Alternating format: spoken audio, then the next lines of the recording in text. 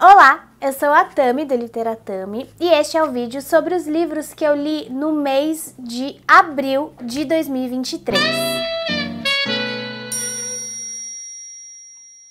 Quem acompanha a Literatami há mais tempo sabe que eu adoro gravar esses vídeos porque assim eu revisito essas leituras e teço aqui breves comentários como mini resenhas de cada um dos livros que eu li no mês respectivo, né? Neste caso, o mês de abril de 2023.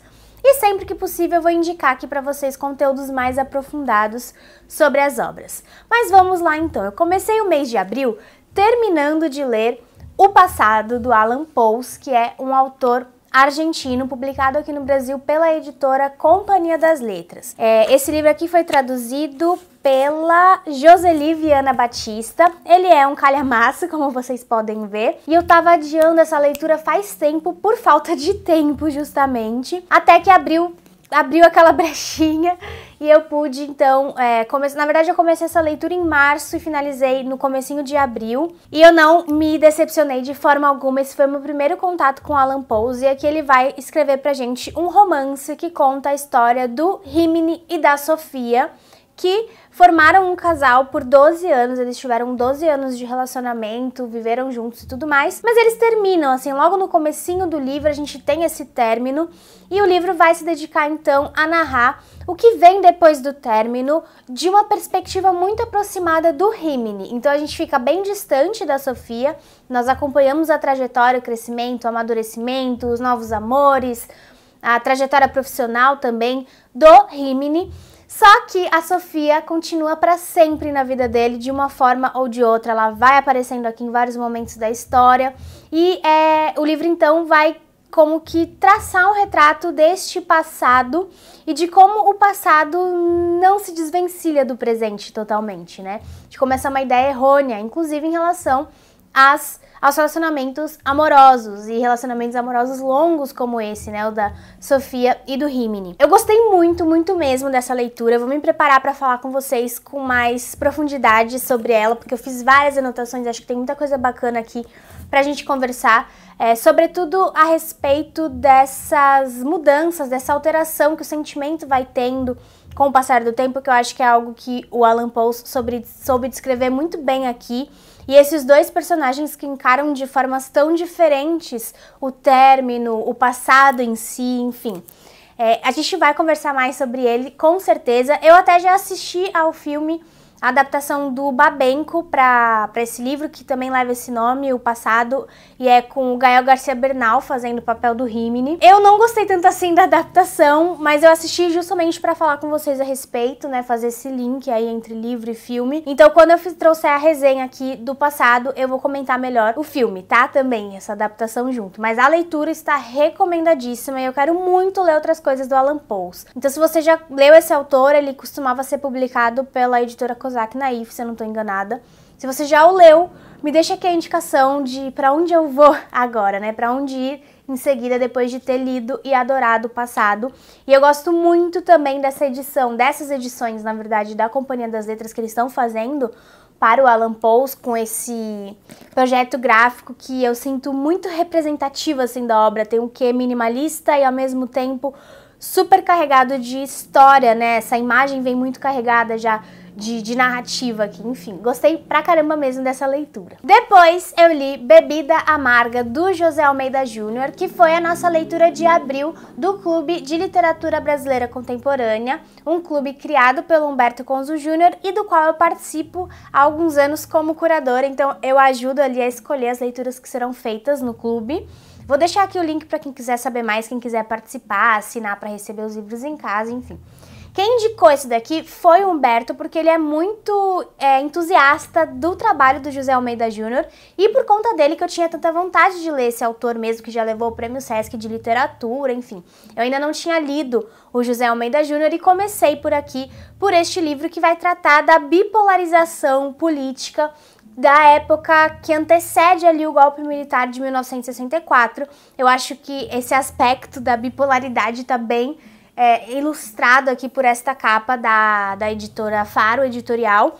e também pelo próprio estilo, assim, pela própria forma, na verdade, do romance, porque ele vai focar em duas figuras, principalmente, são dois protagonistas, um pai que é um jornalista de esquerda, militante comunista, e um filho que é mais alinhado à direita conservadora e que trabalha também no jornal, na Tribuna da Imprensa. Ele é o Fernando, então ele trabalha no jornal do Carlos Lacerda, e o pai dele, o Marcos, trabalha no Última Hora, do Samuel Weiner, então eles são dois jornalistas da mesma família e que não se dão bem por conta das suas ideologias, né?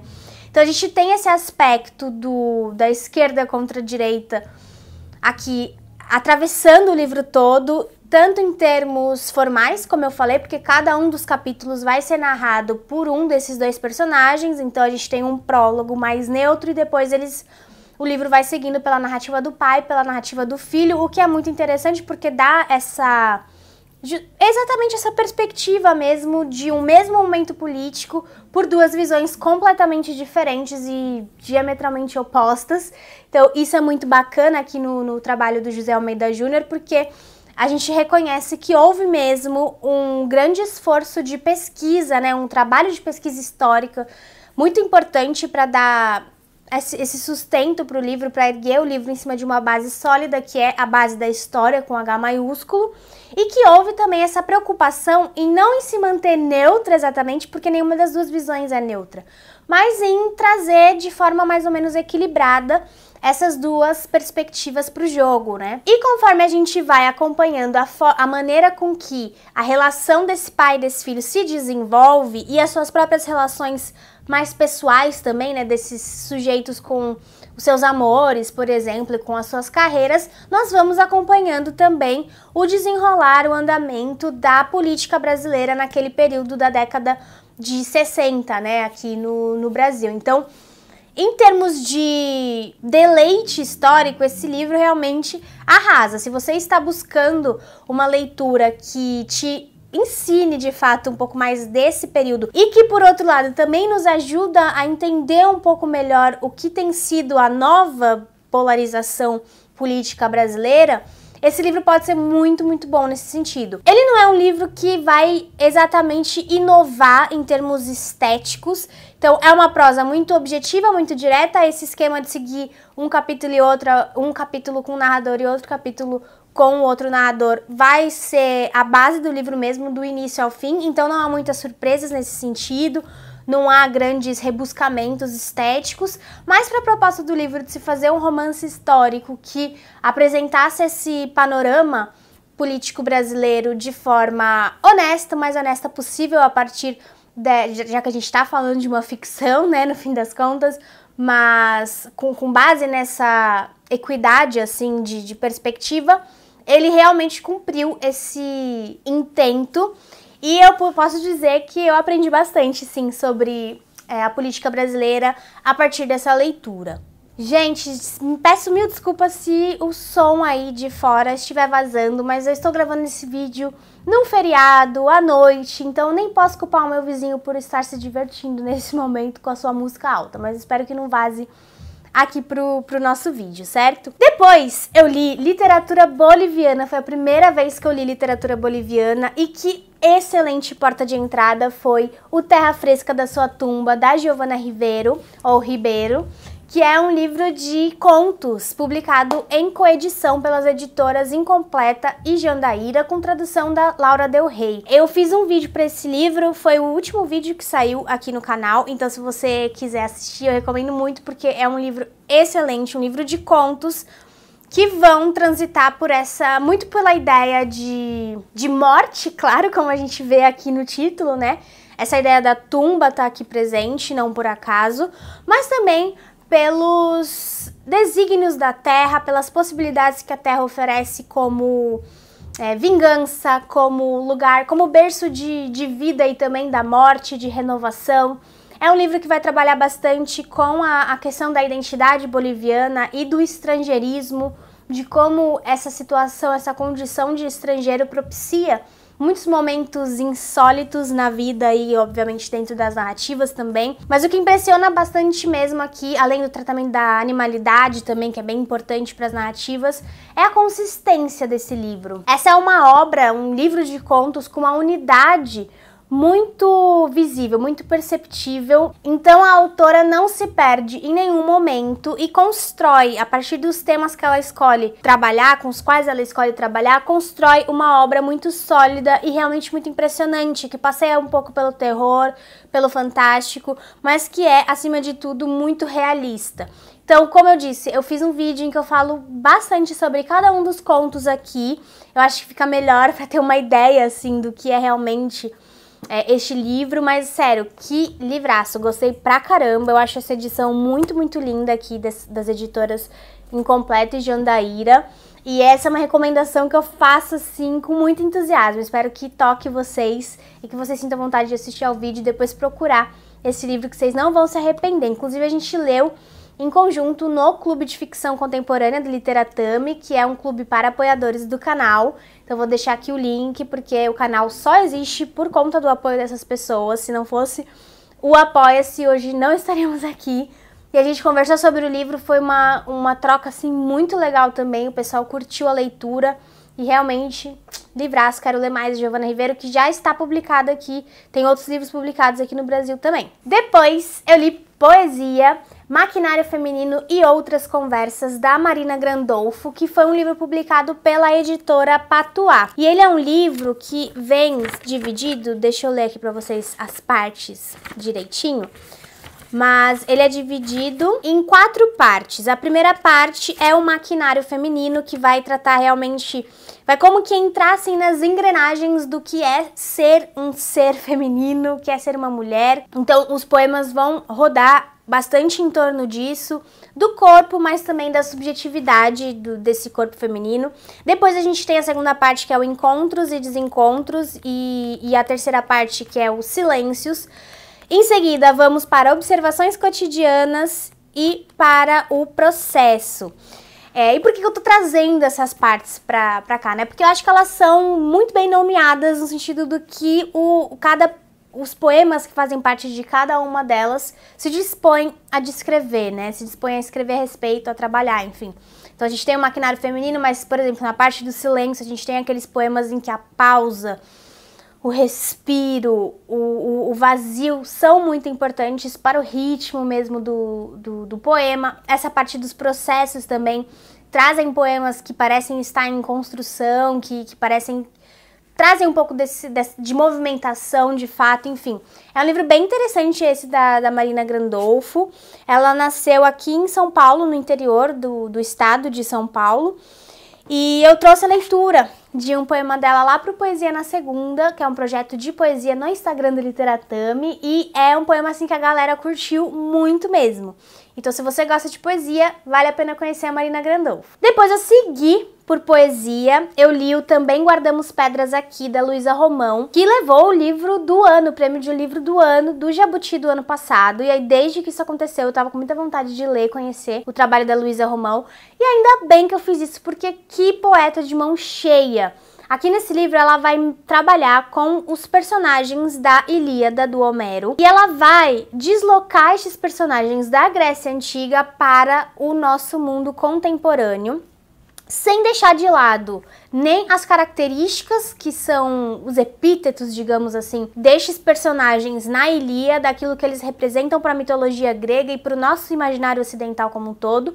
Não vai deixar nada disso de lado e muito menos a contemporaneidade com a qual ela carrega esses personagens, né? E para a qual ela carrega esses personagens. Então, é um equilíbrio tão impressionante e a questão da linguagem, a Luísa Romão, ela tem um eu lírico, assim, muito, um pouco, talvez debochado um pouco, mas acho que descontraído caberia melhor, assim, muito seguro de si. E aí ela vem com umas sacadas, umas interações, assim, uma relação desse contemporâneo com o antigo tão sofisticada, às vezes tão sutil até, e explosiva ao mesmo tempo, enfim, gente, é um livraço. Esse aqui é um livro curto, ele tem, acho que, menos de 100 páginas, ele tem 63 páginas e é uma pedrada, se eu posso usar esse trocadilho, assim, de verdade. Que livro maravilhoso. Ele foi publicado pela editora Nós e pra mim fez todo jus, assim, ao prêmio e aos holofotes que ele tem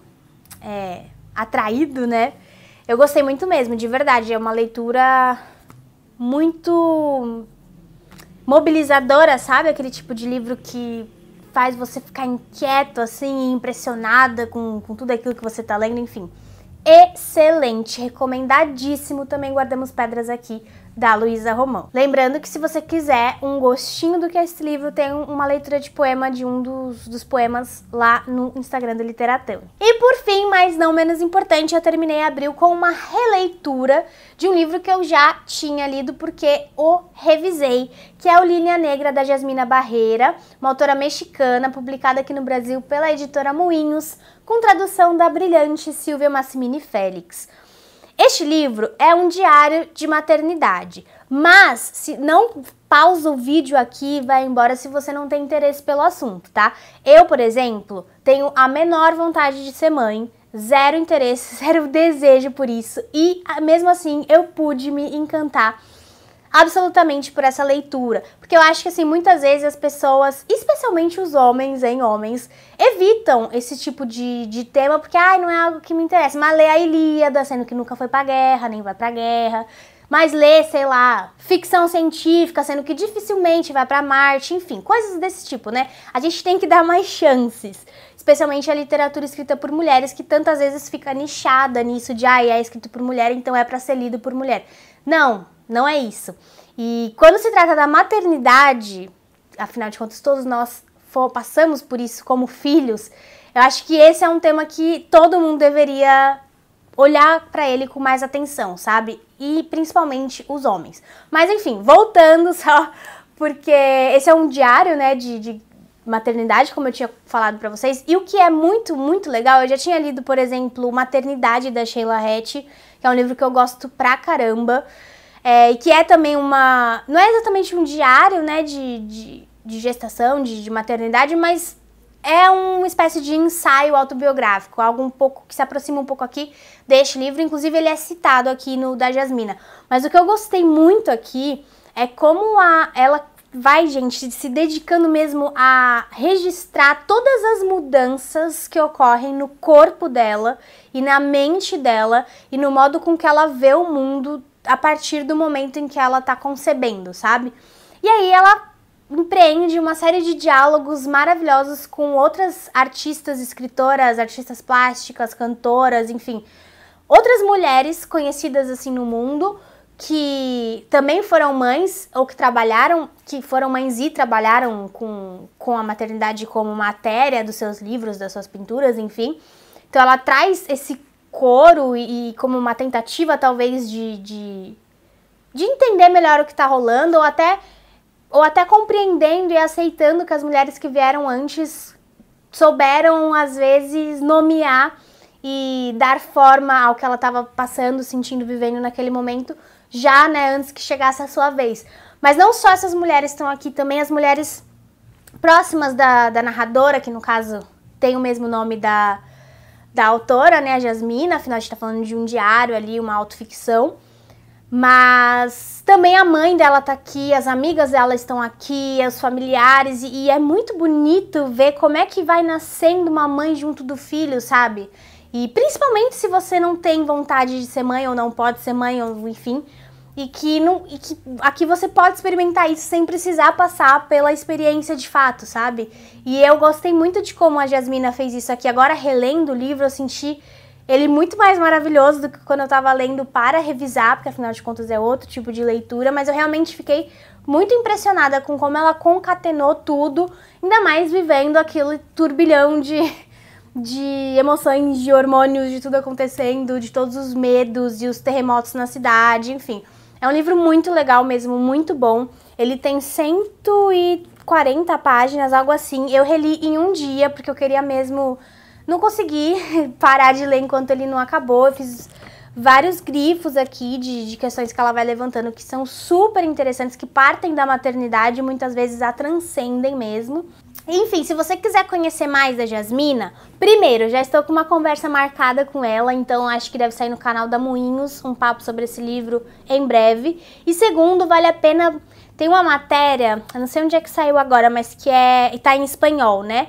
Mas é sobre a biblioteca da Jasmina e do Alejandro Zambra, porque eles são casados, eles são um casal, ele que é o pai do filho dela aqui, ele aparece em vários momentos aqui do livro. E ele é um escritor também, né? Imagino que vocês conheçam, o Alejandro Zambra é um escritor chileno. E eles têm um livreiro, né? Uma biblioteca muito legal. E aí tem essa matéria, enfim. Se você quiser conhecer mais da autora, né? Até pra ter essa aproximação que a gente vai ter aqui com a leitura depois, fica a recomendação. Eu, pelo menos, gostei muito de acompanhar. E nem preciso falar nada dessa capa aqui da Moinhos, né? Que eu achei babado, achei muito boa mesmo. E tem tudo a ver com os campos artísticos que a Jasmina vai movimentar aqui no Linha Negra. E o Linha Negra é aquela linha que fica assim no ventre da mulher quando ela tá grávida, que vai escurecendo assim, e aí a Jasmina explica aqui, inclusive, por que isso acontece com o corpo quando a mulher está gestando. Mas é isso, fica aí essa recomendação de leitura para todo mundo. Então é isso, essas foram as minhas leituras de abril de 2023. Se você gostou do vídeo, não se esqueça de curtir, comenta aí embaixo caso você já tenha lido algum destes livros, me conta o que é que você leu no mês passado e me diga também qual destes livros te interessou mais, para que eu possa ir preparando aí os próximos conteúdos do canal pensando em vocês. Inscreva-se no canal se for novo por aqui e acompanhe o Literatami nas outras redes sociais. Muito obrigada e eu vejo vocês no próximo vídeo. Tchau, tchau!